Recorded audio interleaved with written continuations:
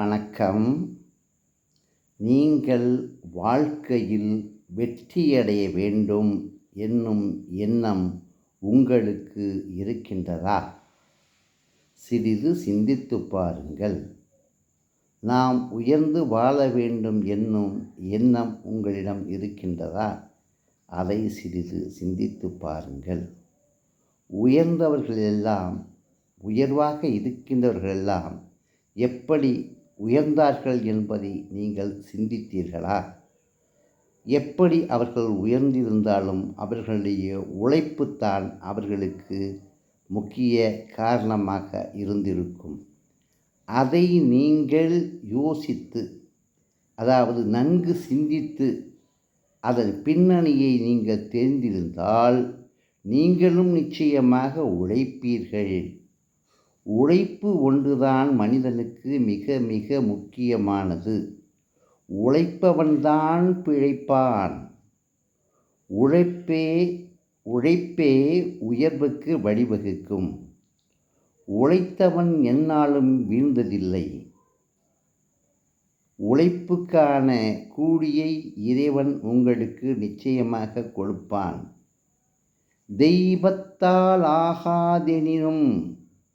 தெய்வத்தால் ஆகாது எனினும் முயற்சி தன் மெய்வருத்த கூலி தரும் என்று திருவள்ளுவர் பல்லாயிரம் வருடங்களுக்காக நமக்கு கூறியிருக்கின்றார்.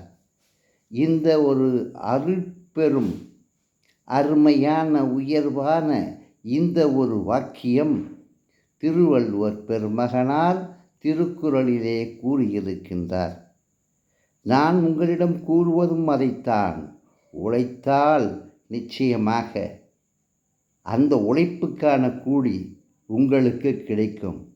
அதில் அந்த உழைப்பிலே நேர்மையும் உண்மையும் நியாயமும் இருக்குமேயானால் நிச்சயமாக அது பல்மடங்காக பெருகும்.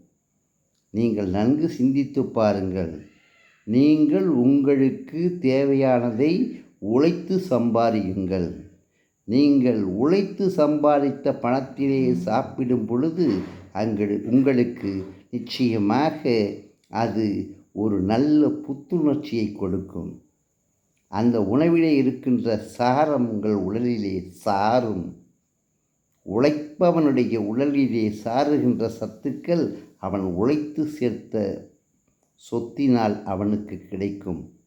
அவன் சேர்த்த சொத்துக்கள் அவன் உழைத்ததாக இருந்தால் அவனுடைய உடல் வலியால் அவன் வேதனையுடன் அதை சேர்த்திருந்தால் அந்த செல்வம் எந்த நாளும் எந்த வகையிலும் நிச்சயமாக வீண் போகாது.